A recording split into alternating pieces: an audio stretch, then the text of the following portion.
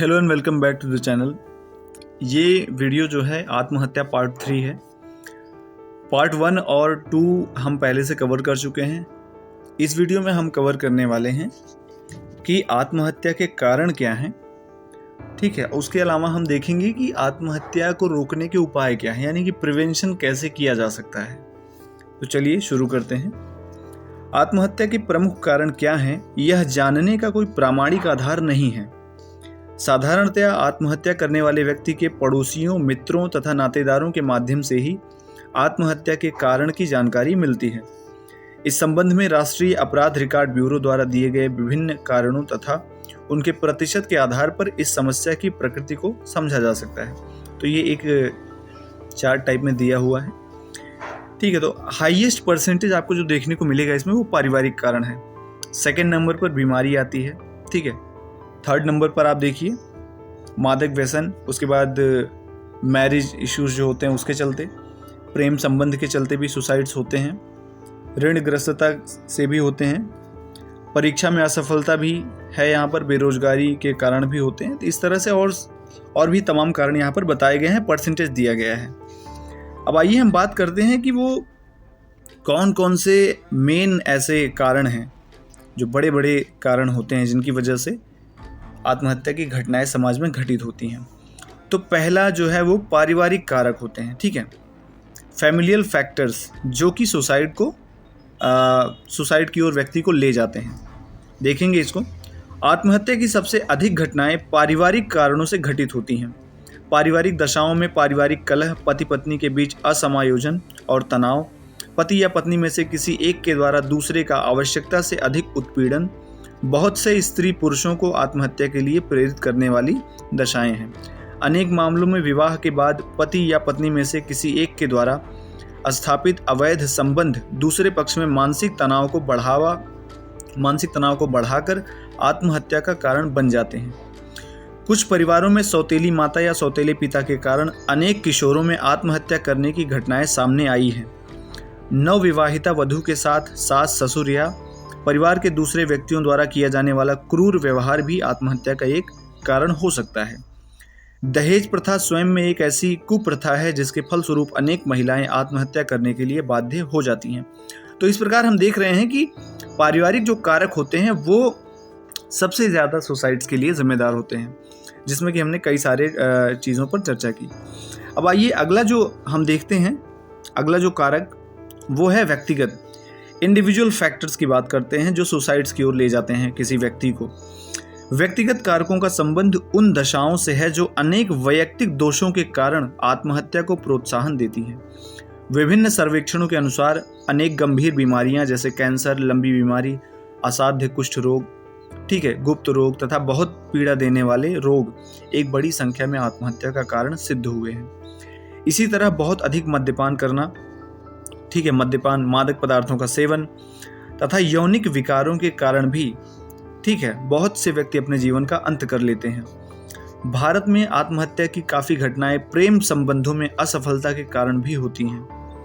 किशोर आयु के अनेक बच्चों द्वारा परीक्षा में असफल होने के कारण की जाने वाली आत्महत्या भी वैयक्तिक विघटन को स्पष्ट करती है।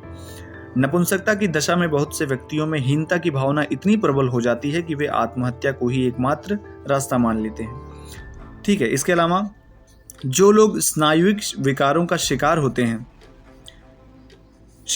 वह बहुत अधिक भावुक या क्रोधी होते हैं अथवा जो सदैव निराशा से घिरे रहते हैं, उनमें भी आत्महत्या की काफ़ी घटनाएं देखने को मिलती हैं, ठीक है।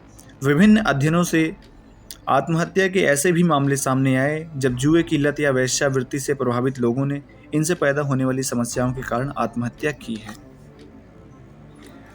तीसरा जो कारक है हम देखेंगे सामाजिक कारक, सोशल फैक्टर्स कौन कौन से हैं।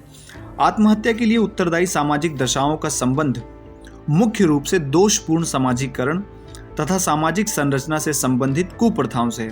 देखिए, सामाजिकरण आपको अगर जानना है कि सोशलाइजेशन क्या होता है, जिसके ऊपर ऑलरेडी वीडियो पड़ा हुआ है, उसको आप देख लीजिएगा। कुप्रथाओं से है, सामाजिक दशाओं के प्रभाव से होने वाली आत्महत्याओं का प्रतिशत बहुत कम है, लेकिन वर्तमान दशाओं में इनके प्रभाव की अवहेलना नहीं की जा सकती। अनेक व्यक्ति अपने अत्यधिक प्रिय मित्र या नातेदार की मृत्यु का आघात सहन न कर पाने के कारण आत्महत्या कर लेते हैं।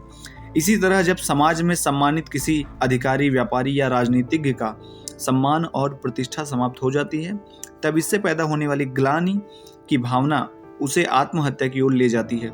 यदि एक ईमानदार व्यक्ति को लांछित और अपमानित करके उसे समुदाय या न्यायालय द्वारा दंडित किया जाता है, तब ऐसा व्यक्ति भी आत्महत्या के लिए प्रेरित हो जाता है। तो ये सामाजिक कारक हो गए। अब आइए हम बात कर लेते हैं आर्थिक कारक कौन कौन से होते हैं। इकोनॉमिक फैक्टर्स जो कि सुसाइड की ओर व्यक्ति को ले जाते हैं। राष्ट्रीय अपराध ब्यूरो के अनुसार आर्थिक दशाओं के कारण होने वाली आत्महत्याओं में ऋणग्रस्तता, बेरोजगारी, व्यावसायिक समस्याएं तथा संपत्ति से संबंधित झगड़े प्रमुख हैं। कुल आत्महत्याओं में से लगभग 9% आत्महत्याएं इन्हीं कारणों से होती हैं। ऋणग्रस्तता की वर्तमान समस्या आज महाजनी ऋणग्रस्तता से उतनी नहीं है जितनी कि संस्थागत ऋणग्रस्तता से है। आज एक बड़ी संख्या में किसान और व्यवसायी बैंकों से तरह तरह के ऋण लेकर जब उनका पुनः भुगतान करने में असमर्थ हो जाते हैं, तब उनमें से बहुत से लोग आत्महत्या के लिए विवश हो जाते हैं।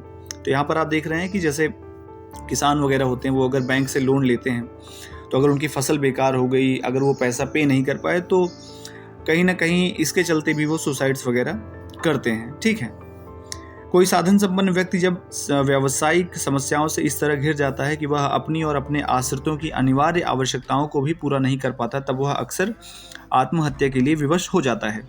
यही कारण है कि आर्थिक मंदी की अवधि में आत्महत्या की घटनाएं काफ़ी अधिक बढ़ने लगती हैं। बहुत सी आत्महत्याएं ऐसे आर्थिक विवादों का परिणाम होती है जिनका एक लंबे समय तक समाधान न हो पाने के कारण व्यक्ति निर्धनता की चरम सीमा पर पहुंच जाता है। साधारणतया निर्धनता और बेरोजगारी को आत्महत्या के प्रमुख आर्थिक कारकों के रूप में देखा जाता है, लेकिन विभिन्न अध्ययनों के आधार पर आत्महत्या के कुल मामलों में बेरोजगारी और गरीबी से होने वाली आत्महत्याएं केवल 2.80% ही पाई गई हैं। मैक्सिमम जो पाई गई हैं वो पारिवारिक वजहों से पाई गई हैं। ठीक है, अब आइए इसके बाद हम बात कर लेते हैं कि आत्महत्या की रोकथाम कैसे कर सकते हैं। हम एक एक कर हम उनकी बात कर लेते हैं। तो पहला जो है, सर्वप्रथम आत्महत्या के इच्छुक व्यक्ति से अत्यधिक सहानुभूति पूर्वक व्यवहार करके उसकी मन स्थिति को समझा जाए। उसे परिवार की संभावित कठिनाइयों का ज्ञान कराकर उसमें भावावेश को कम किया जाए तथा उसके दृष्टिकोण को समझने का प्रयत्न किया जाए। ये पहला तरीका है, ठीक है, आत्महत्या को रोकने का, आत्महत्या की रोकथाम करने का। दूसरा जो तरीका है, आत्महत्या का व्यवहार स्वयं में एक आवेग है जिसका समाधान मनोवैज्ञानिक व्यवहार द्वारा किया जा सकता है, यानी कि साइकोलॉजिकल ट्रीटमेंट के द्वारा भी हम इसमें हेल्प कर सकते हैं किसी व्यक्ति को।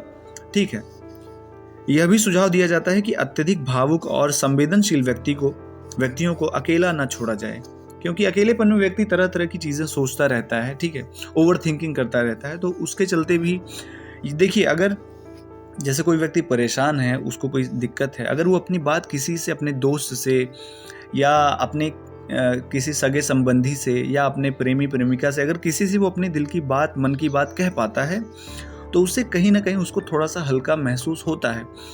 और यदि वो ऐसा करने में सफल नहीं हो पाता, तो उसका जो अकेलापन है और वो जो ओवर थिंकिंग के चलते धीरे धीरे लगातार उसका जो अवसाद है वो बढ़ता रहता है, आगे चलकर वही एक दिन सुसाइड के रूप में बदल जाता है। ठीक है, तीसरा हम देखते हैं कि पर्यावरण संबंधी जो परिस्थितियां आत्महत्या की प्रेरणा देती हैं, उनमें सामाजिक सुरक्षा के विभिन्न प्रावधानों द्वारा सुधार किया जाना चाहिए।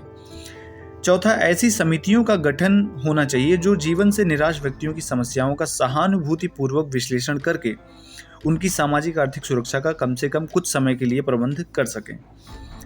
पिछड़े और निराश्रित वर्गों के लिए रोजगार की आधुनिक सुविधाएं दी जाएं, वृद्धों तथा अपंगों के लिए राज्य द्वारा आर्थिक सहायता प्रदान की जाए तथा स्त्रियों का शोषण करने वाली प्रथाओं के प्रभाव को कानूनों द्वारा समाप्त किया जाए। किसी व्यक्ति द्वारा आत्महत्या करने के लिए जो व्यक्ति उत्तरदायी हों, उन्हें राज्य द्वारा कठोर दंड दिया जाए, जिससे परिवार और समाज में शोषण का उन्माद कम हो सके। तो इस प्रकार हमने देखा कि पहले हमने चर्चा की कि आत्महत्या के कारक कौन कौन से हैं, जिनमें पारिवारिक कारण, सामाजिक कारक, आर्थिक कारक, तमाम हमने कारकों की चर्चा की है। उसके बाद हमने ये भी देखा कि आत्महत्या की रोकथाम हम कैसे कर सकते हैं। ये कुछ तरीके थे। तो वीडियो आपको कैसा लगा आप कमेंट में बताइएगा। मिलते हैं नेक्स्ट वीडियो में, तब तक के लिए धन्यवाद।